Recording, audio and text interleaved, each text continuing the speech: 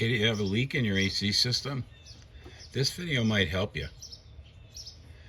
You can see there's some dye, sprayed some dye in here. I'm going to show you how we did that and how we're going to replace the Schrader valve that's inside of here. Come along. Alright, so today we got a 2011 Nissan Altima. I've already charged this thing last year, and it's already down to zero pressure in our AC system. And so what we're going to do is, I've already put some leak detector in this last year. So this is what we threw in there, if anybody's interested. And you can buy these kits anywhere from 10 bucks and up. This is my UV or ultraviolet light, and then you get a pair of cool little sunglasses that you wear that fluoresces.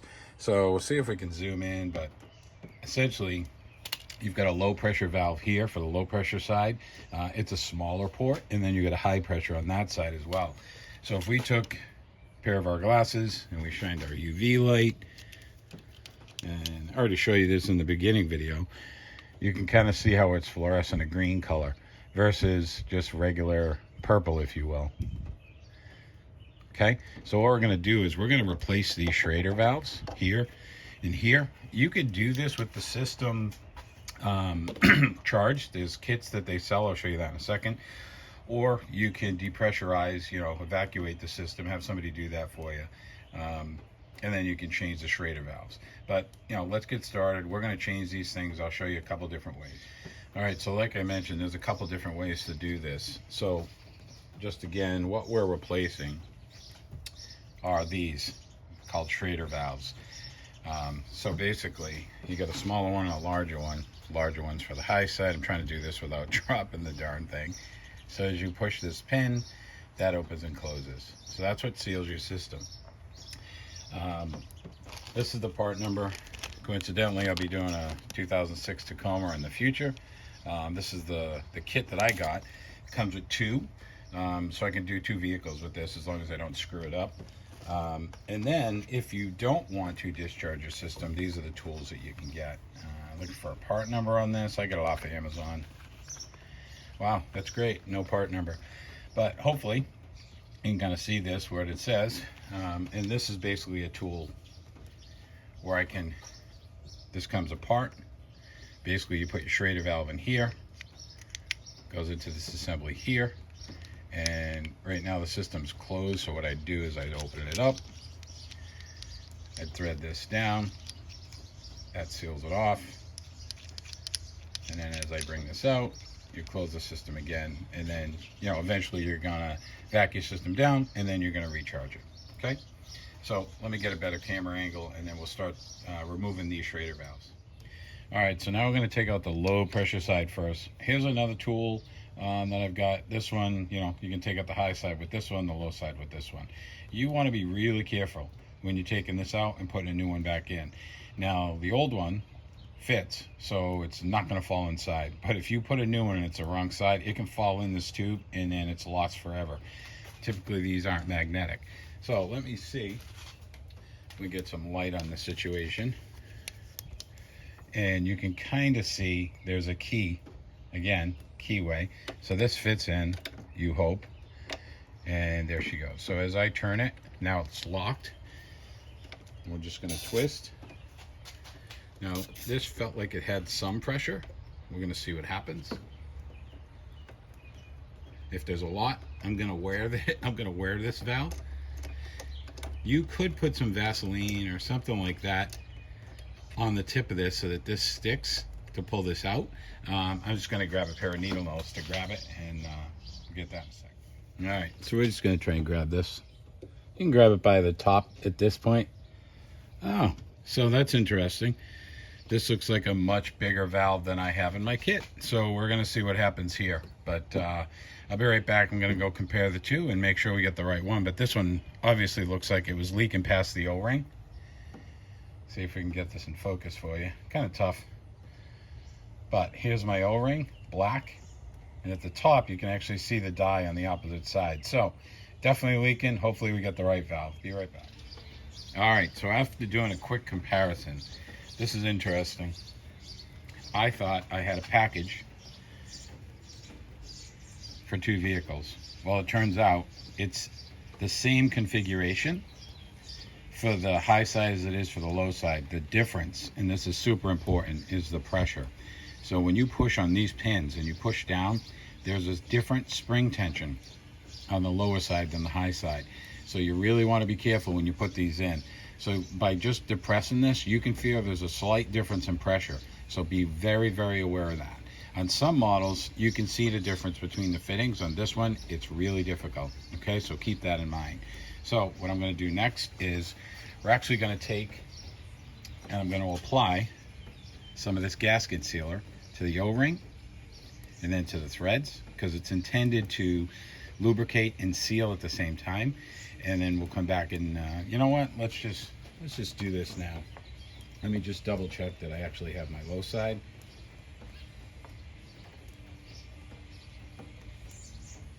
Okay. So what we're going to do is just give a slight amount. Let's see if we can do this. Kind of tough with my camera. I'm just going to put a little bit on my finger. Just like this. What you can do is work this into this O-ring. Just like that. Nice dirty fingernails today. And then do the same thing on the threads. I'll do that a little bit off camera, just because I am really nervous about dropping this thing in the hole. Or dropping it in the vehicle and then never finding it again.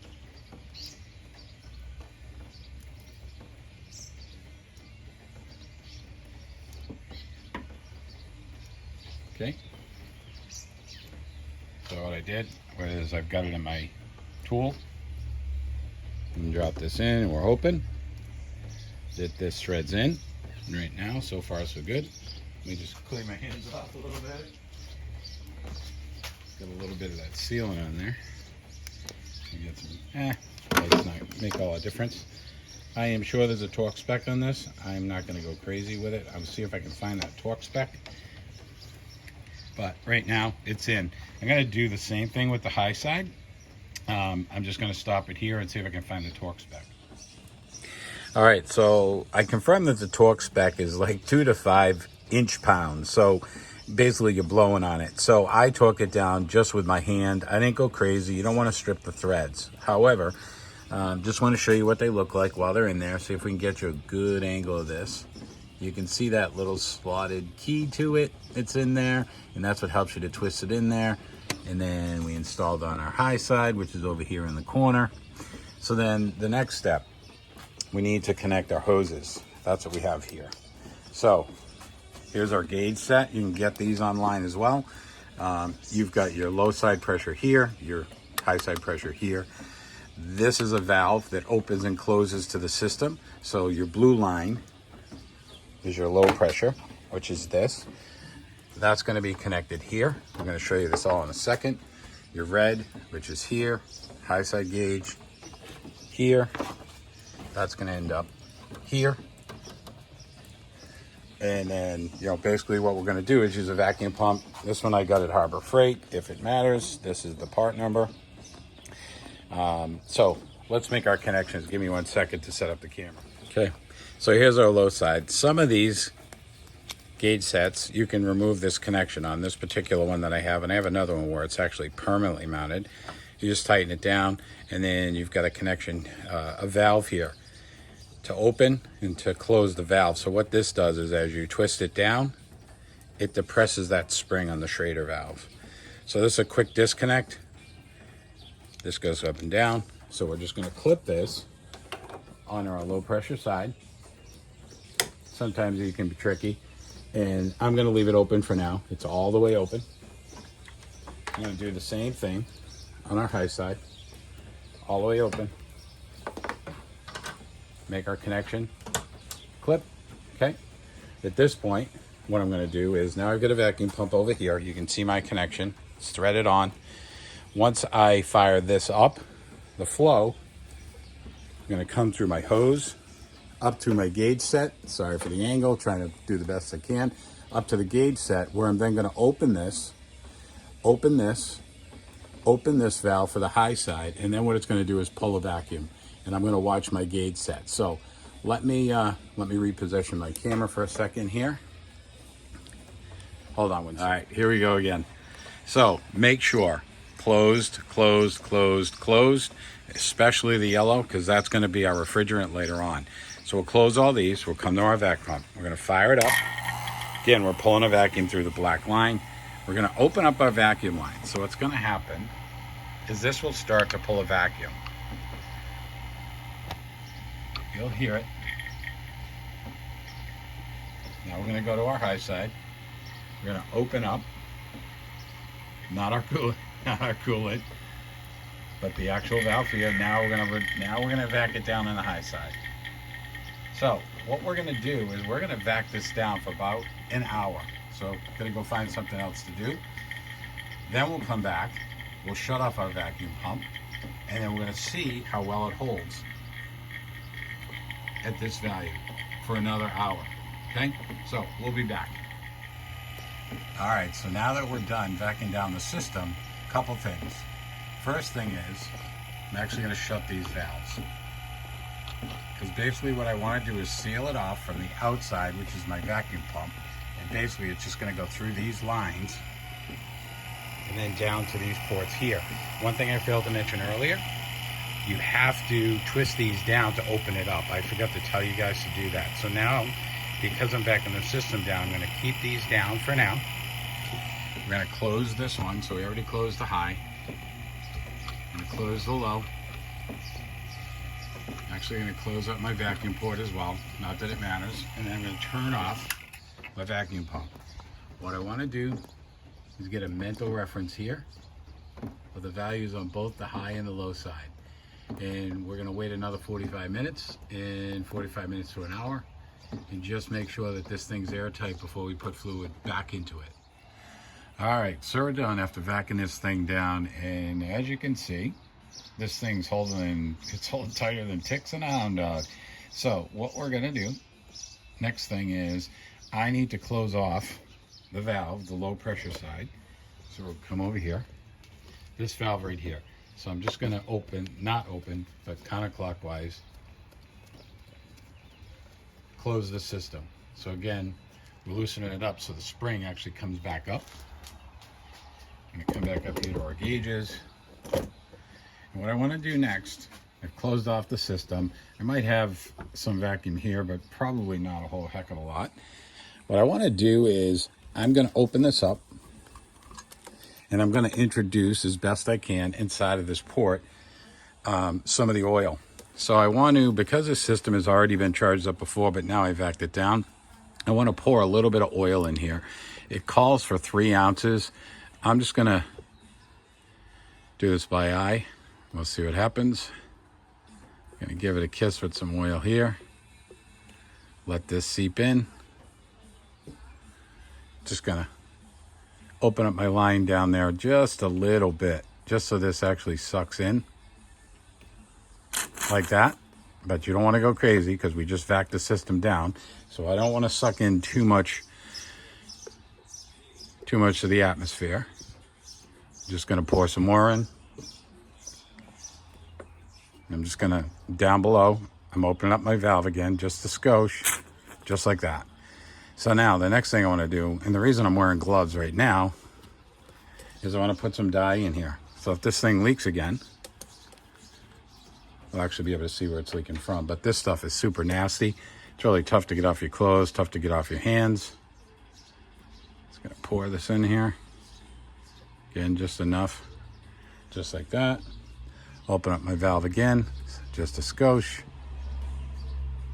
like that. Now, I'm going to hook this back up, get ready to charge the system. Okay, give me a second to clean up my gloves. All right, so to charge the system, you can do this a bunch of different ways. You can go to the store and buy the cans, basically that you're going to hook up to this port here. I just have a simulation here with a hose. So one end, this end, sorry, this might get a little confusing. This end will actually hook up to your gauge set, or in this case, may be hooked up to your low pressure side where we have it connected to right now. The other end is actually going to be attached to your, this is giving me some trouble today, to the cap of a can. I'm just simulating it because I don't have a can. I'm doing it a different way. Basically, you're going to hook this on. You're going to turn this in. It'll go down. It'll perforate the can. Then you release it so that it can actually be vacuumed out of the can through your gauge set and then eventually into the system. So that's how you could do it. That's how most people do it. I'm going to use a tank and a weight. On this car, I'm going to fill it to 17.6 ounces. That's usually like a can and a half or so.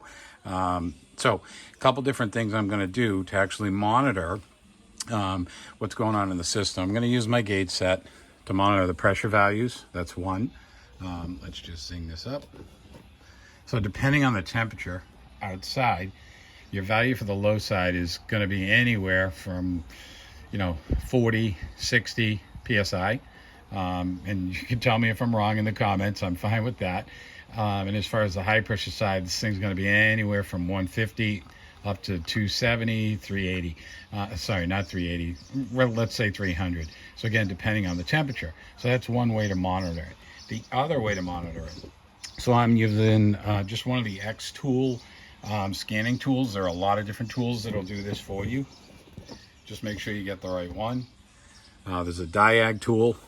You've seen some of the V-diag reviews I've done, but basically I'm using an X tool for this one here to look at live data. So this is going to tell me what my actual pressure is at the pressure sensor switch, if I actually sent the signal to fire the air conditioner, and then if the relay actually kicks on or off. Again, this is part of the live data subset. So the other thing I'm going to do is use a temperature gauge in the vehicle. So I actually have a temperature gauge right here set up. You can see it's 62 degrees right now. And the car's up and running. What we're going to do next is we're actually going to open up our valve to bring in the fluid. We're going to open up our valve over here. Now we're going to notice that the pressure changes. So as this fills here, it builds up some pressure, you're going to see something happen. Down here in live data, we just heard the relay kick on, the AC, and we've got a signal on, and we're actually monitoring the pressure right now.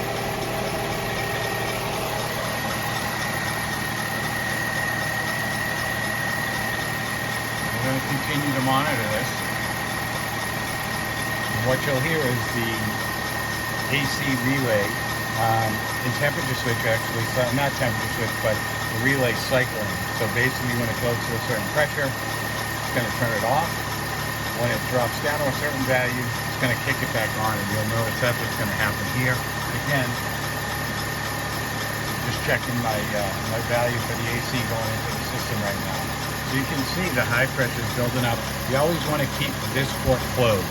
You don't want to open that one. We always want to fill from the low side, which is right here. Hopefully you can hear me over the engine. Sounds like a bad belt down here or a pulley. I'm not sure. I'll take a look at that later. But we're going to keep monitoring the situation, see what happens with our values. Again, seeing our live data down here, telling us what the pressure is.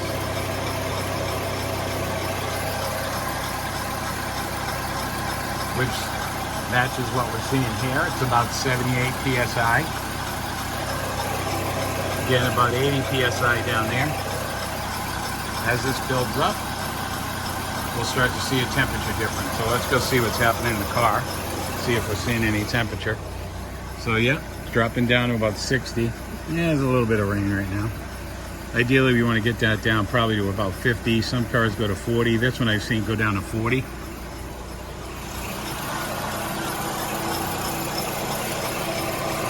We're up to 90. And again, we're hovering right around 45 or so. My eye, without my glasses, kind of tough to see. But you can see our high pressure is coming up. So definitely 3 ways to monitor what's happening. Again, down here, I've got this one open. At this point, I can actually close this off. Probably should have closed it earlier, but I take that back. We're going to leave this open so we can monitor the pressure, the high pressure side. It's kind of tough to shoot a video and do this at the same time. You get the idea. So she's coming up.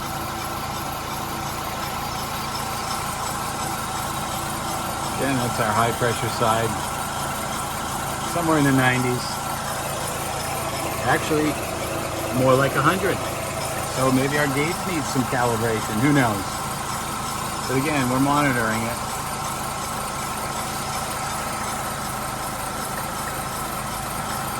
We're almost full. We'll see what happens. It's a cooler day today, so we're going to see what happens. But for now, hopefully it's helped you. I'm going to stop here. If it's helped you, subscribe, hit that like button. And if it didn't, hey, if you saw me do something wrong, I'm open to comments. You guys have a great day.